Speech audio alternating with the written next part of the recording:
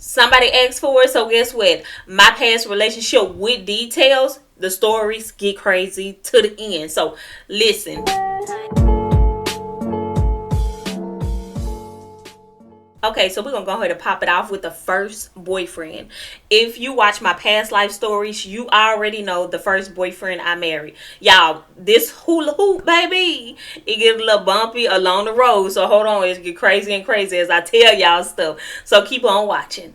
Okay, so I married this particular man right here. He said, I love you. I said, I love you. And baby, we got married. Literally going past the courthouse one day, and he's like, I don't want to wait anymore. I want to marry you now. And I'm like, all right, everybody want to be married. I'm 18 years old. Okay, that's fine. So now, before the kid conversation that we had, I already told him I want to have kids. But listen. Do you y'all watching this? Because I had this same conversation right here. Hey, let's finish college first because we both in college. Let's travel a little bit, save a little bit, buy a house and stuff, and then let's have kids. Let's try to protect ourselves until then. So, kids, I know I'm not experienced and stuff. First time that we doing something, poked the hole right on in it, tried to trap me. So that's why his nickname is Trap. He tried the trap system. Now this other one, ooh, y'all, I was so ghetto when I was young. I ain't even gonna lie. I was a fighter too, no lie though. Okay, this other one right here, we gonna call him High Drive. I'ma tell y'all why I call him High Drive. Okay. So, I kid you not, the day I found out this man was cheating, first off, before I found him cheating, we were sitting down on the couch one day, just scrolling on his phone. You know how our eyes be wandering a little bit. Women, when y'all on y'all phone, our eyes be wandering a little bit. Yeah, my eyes were wandering right to that phone. I was like, what is she on? Yo, he on a dating website. I was like, I'm right here. You ain't do that in the room, not the bathroom. I'm right here. And he thinking like, well, since he got a little distance, baby, I'm going to tell y'all something. When women got them eyes, we see everything. So that was the first strike right there. But this is when I was done with him. High Drive. I'm going to get to why I call him High Drive. Now, I'm at home sick. Somebody called me like, hey, Shane, I see your man at the graduation with another girl. I said, I ain't got time for this. I'm calling him. He ain't answering. I'm finna ready to go. I'm at home sick. Let me go to this graduation and drive around. Remind you, it's a small city. So, baby, you ain't going nowhere. And I was pushing a Taurus back then, baby. A photo Taurus. I don't remember what year, but I was pushing a Taurus, baby. You weren't going nowhere. Okay, so I get there. As soon as I get there, I think I picked up my homegirl first. Y'all picked up my homegirl first. I get there, y'all. I kid you not. I see his car. He had this little truck and he has rims and stuff on there. Bro, it's noticeable. I found you real quick soon as I pulled up. So I got behind him and, he wouldn't even stop. So he drives down this one way, y'all. This is when I was crazy. Remind you, I am healed now. I am healed. I do not act like that no more. I am healed. Okay, so he drives down this little one way. So I'm like, he really not gonna pull over? Like he don't see me calling him and behind him? All right. So I kid you not. I sped up and jumped in front of him and cut him off. I don't even think I put the car in park good enough I jumped out. My homegirl always tell me, Shayna, I had to grab the steering wheel and drive. Baby, when I say I turned that wheel and I said, oh, you gonna talk to me. He didn't stop y'all because the girl was in the car. I already knew something was funny because his windows were tinted so I couldn't really see who was up in there. And guess what, y'all? It was my homegirl. Okay, the reason I call him High Drive, this is when I realized that one woman was never going to be enough for him. I had already seen the signs. It don't matter how many women he get with. One would never be enough. That's why I call him High Drive. Because the SEX drive is all the way up here. One woman would never be enough. Okay, so this one right here. This is my first true love. This is how I knew any relationship that I was in was not love, because I love nobody as hard as I love this man. And I'm going to tell y'all why we broke up. Because you be like, dang, Shani, you was so much in love. And I'm going to tell you, he kept messing up and I kept taking him back. That's how much I loved him. So, we met, he was out with his friends, I was out with mine, we was at IHOP, and that's how we connected, y'all. That we literally met at IHOP, but we went to school together at the university that I graduated from. Him, we connected up on a deeper level because this was the first person that I really talked to about my childhood growing up and everything that I went through. And he can relate to everything because he went through some stuff, and then now we in college. We kind of doing everything ourselves. We don't have anybody to depend on. And, he had my back, I had his back. And if we didn't have anybody else, we always said we was going to have each other back. And I kid y'all not, we slept on the couch together. Not the bed, not nothing. We slept on a couch together when we had nothing. So it was a deeper level for us. And, as this relationship go on, like I said, I kept forgiving him. But I don't know. When you 18, 19, 20 years old, ain't nobody serious around that time. And at that time, I really just wanted him to be serious. But, I mean, shoot, he was a good dude. He was just a player. It is what it is. So he was my first true love. So he was actually caught a couple different times. I'm going to give y'all two situations. It was a lot of times he was caught, so we're just going to stick to two of them. So, the first time was, I was out with my homegirls texting him, and I'm like, oh, where you at? What you doing? He was like, nah, I'm at home in the bed. So, I actually went out with my homegirls, and they stayed on campus, so I was actually pulling up to the girls' side of the complex, and I seen his car, and I was like, and my homegirl was like, I thought you just said he was at home. I said, shoot, that's what he just texted me. Here I go again with this red Taurus pulling up behind folks, block the car and pull right behind, and I knocked on the window. Knock, knock, knock. Who's there? It's your girlfriend. Who you got up in this car with you? And I looked. It was one of my homegirls. I had to pick better friends up in college because, baby, this one, I already know how that went because back then I already told you I was a little loco back then, okay? So, of course, I was trying to snatch her out the car. Then, I was going for him. So, but, I put that side up. So, all right, that's the first story. Now, the next one, he actually stayed out of town. He was in the military. He stayed out of town. So, I actually, I think it was like a 7-hour, 8-hour drive to Killeen or something. I drove down there to go visit him. And as I'm doing some school work or whatnot, I actually used this laptop, and he's out doing something, wherever he was. I think it was at work or something. I don't know, but he was doing something. And, I'm using his laptop because mine's died. And then a little Facebook message. In my head, I was like, don't look at it. But my eyes was like, look at it. In my head, it was like, don't do it. It ain't your laptop. But the little message just popped up. And so I didn't click it. This is what happened, right? A girl messaged him. I left it alone. I didn't mess with it. I was like, you know what? He already got caught up a couple times. So I'm not even finna go looking for nothing at this point because I'm not even ready to leave him yet. So I'm just not even look for it. So whatever. And then another message pop up with him replying back. Now I gotta look because I seen her message pop up, but you're replying back and you forgot you left your Facebook open on your laptop. I mean, it is your laptop, so I'm just saying. Y'all, when I tell y'all, I just let them talk. I couldn't even do my schoolwork no more. I was so heated. It was like a Lifetime movie, baby. I was just looking to figure out which one I was going to get first. And some just came to me, and I was just like, you know what? I'm finna go ahead and just message up in there and be like, you left your laptop at home that I'm using and your Facebook is up. I've seen all of these messages back and forth signing out. Your girlfriend that is currently at your apartment waiting on you to get home from work. Y'all, that was an improvement. Do y'all see that?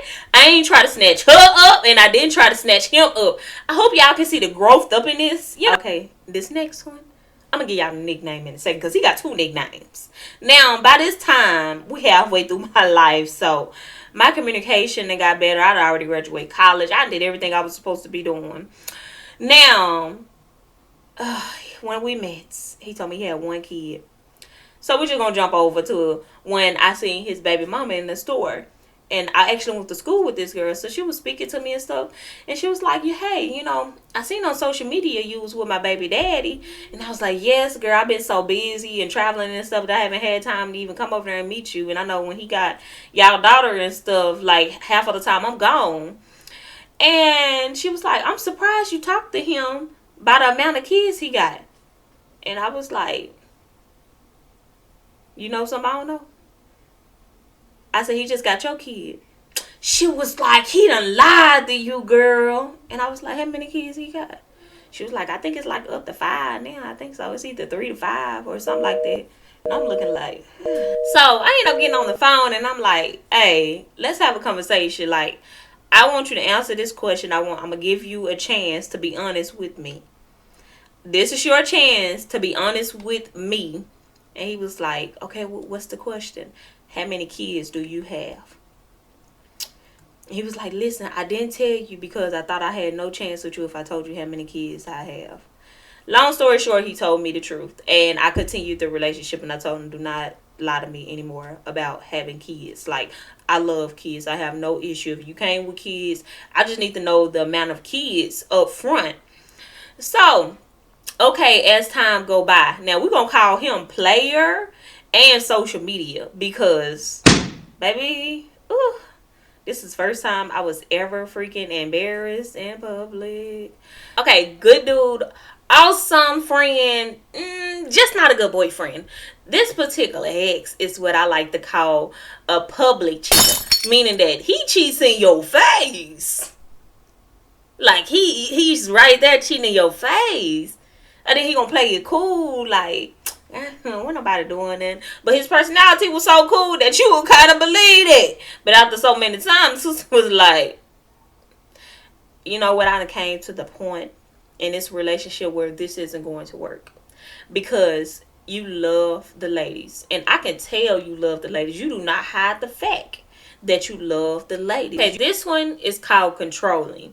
Just like the nickname, controlling. He wanted to control me. He wanted to control what I wear. You know, no, you showing too much skin. Like, I was dressing like this before you met me. It's literally a long sleeve shirt with just a little V at the back. Like, I'm not showing any skin. And that's a particular conversation that we literally got into it at Walmart. Like, I've been in the house with this shirt on. I done left the stove. And when a man looked at me and he was like, you see, you causing attention to yourself because of that showing that skin right there. And it was just so bad. And he didn't want me to have any friends. He didn't want me to have any family, y'all. Nothing. He just wanted me to go to work and come home. And I kid you not, like, oh my goodness, I've never been in a situation like that before. But I wised up. Now, this is when I broke up with him. I kid you not. I was calling his phone and his baby mama picked up. He was like, what's up, Shay? I just finished sucking your man up in his truck. The crazy part about it is he was so into it. He didn't even notice that she was recording and taking pictures. And she literally sent everything to my inbox. I was done, baby. Right here, this is toxic. Now, when we first started out, it wasn't toxic, but it turned into toxic because I had done left everybody. Soon as they did something in this particular relationship, I said, let me just stay and just see what happened. I should have left a long, long time ago. And I'm going to tell y'all why I should have left.